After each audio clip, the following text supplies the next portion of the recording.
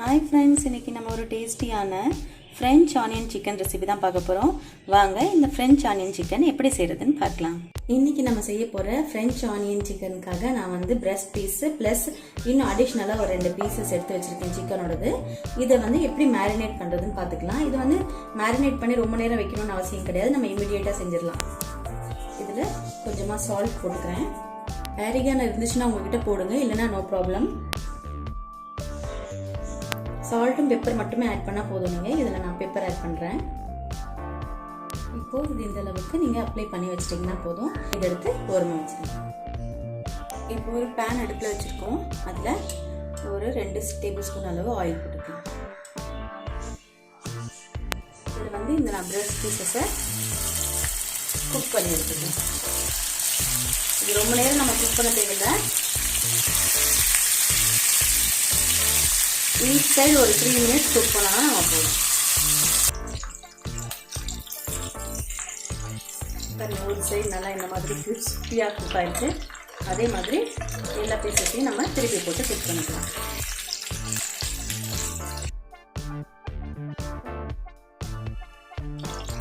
இப்போ 2 சைடும் நல்லா குக் ஆகிடுச்சு. நான் வந்து பிளேட்டுக்கு ஷிஃப்ட் பண்ணிக்கிறேன்.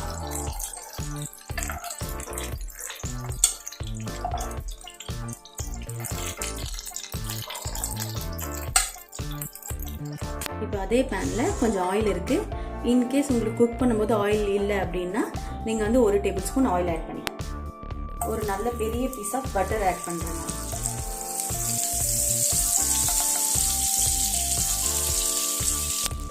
இதில் ஆனியன் ஆட் பண்ண போகிறோம். 2 பெரிய சைஸ் ஆனியன் வந்து ஸ்லைசஸாக கட் பண்ணி வச்சுருக்கேன். இதை கொஞ்சம் நல்லா சாட்டே பண்ணிக்கலாம். அதாவது இது கோல்டன் ப்ரௌன் ஆகணும், அது வரைக்கும் நம்ம இதை வந்து ஃப்ரை பண்ண போகிறோம். இதோட பேர் ஃப்ரெஞ்ச் ஆனியன் சிக்கன்றதுனால நம்ம வந்து இவ்வளோ ஆனியன் ஆட் பண்ணுறோம்.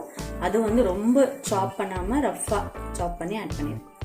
இப்போ இது இந்த அளவுக்கு நல்லா ப்ரௌனாக ஃப்ரை ஆயிடுச்சு. இப்போ இதில் நம்ம வந்து ஒரு 2 டேபிள் ஸ்பூன் அளவு கார்ன்ஃப்ளவர் மாவு ஆட் பண்ண போகிறோம். இதை இதோட நல்லா மிக்ஸ் பண்ணிப்போம். இது கொஞ்சம் ஓரளவுக்கு நல்லா மிக்ஸ் பண்ணதுக்கப்புறம் இது ஒரு மாதிரி திக் பேஸ்ட் கன்சிஸ்டன்சிக்கு வந்துடும். இதில் ஒரு 1.5 கப் அளவு சிக்கன் ஸ்டாக் இருக்குல்ல, அதை ஆட் பண்ணலாம்.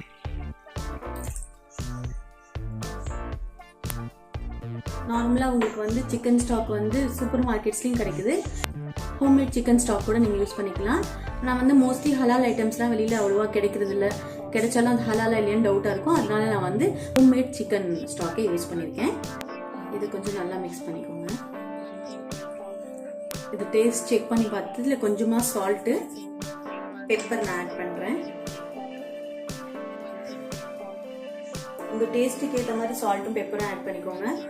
கொஞ்சமாக இதில் ஆரிகானோ ஆட் பண்ணுறேன். இது ஒரு நல்ல ஃப்ளேவர்ஃபுல்லாக இருக்கும். ஒரு 1/2 டீஸ்பூன் அளவு ஆட் பண்ணுறேன். இதை நல்லா மிக்ஸ் பண்ணிக்கோங்க. இது கொஞ்சம் பாயில் ஆனது நம்ம இதில் வந்து நம்ம சிக்கன் ஃப்ரை பண்ணி வச்சுருக்கதை ஆட் பண்ண போகிறோம். இது நல்லா பாயில் ஆகிட்டுருக்கு. இந்த சாஸும் நல்லா திக் ஆகிட்டுருக்கு. இப்போ நம்ம சிக்கன் பீசஸ் இதில் ஆட் பண்ணிக்கலாம்.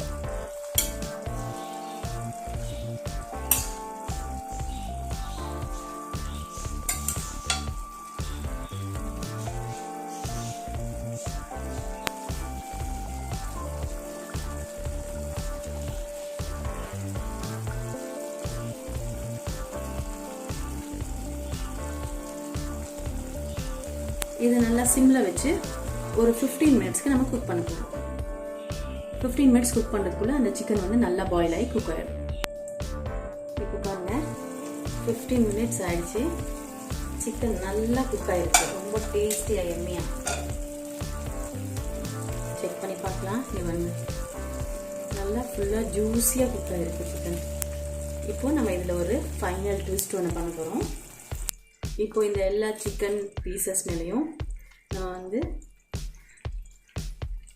சீஸ் ஸ்ப்ரெட் பண்ண போகிறேன். நான் சீஸ் ஸ்லைசஸ் போட்டிருக்கேன். உங்கள்கிட்ட வேறு மாதிரி சீஸ் இருந்தாலும் நீங்கள் அப்ளை பண்ணிக்கோங்க.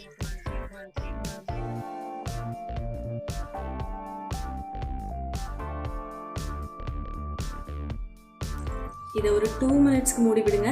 சீஸ் எல்லாம் நல்லா மெல்ட் ஆகி வரும். அந்த நேரத்தில் நம்ம ஆஃப் பண்ணிடலாம். ரொம்ப சிம்மில் வச்சு ஒரு 2 மினிட்ஸ் வச்சோன்னா போதும். இப்போ சீஸ் நல்லா மெல்ட் ஆயிடுச்சு. கொஞ்சமாக கொத்தமல்லி கார்னிஷ்காக வச்சு நம்ம இதை ஆஃப் பண்ணிடலாம்.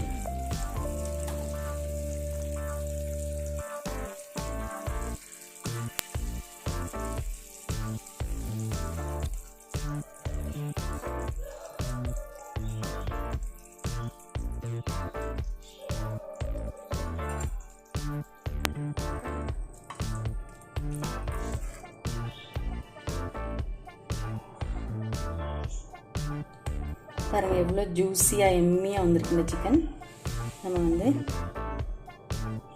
பிளேட்டுக்கு ஷிஃப்ட் பண்ணிடலாம். சூப்பராக வந்திருக்கு இந்த ஃப்ரெஞ்ச் ஆனியன் சிக்கன். இந்த மாதிரி டேஸ்டியான சிக்கன் நீங்களும் செஞ்சு பார்த்துட்டு உங்கள் கமெண்ட்ஸை எனக்கு மறக்காம மென்ஷன் பண்ணுங்கள். தேங்க்யூ, பாய்.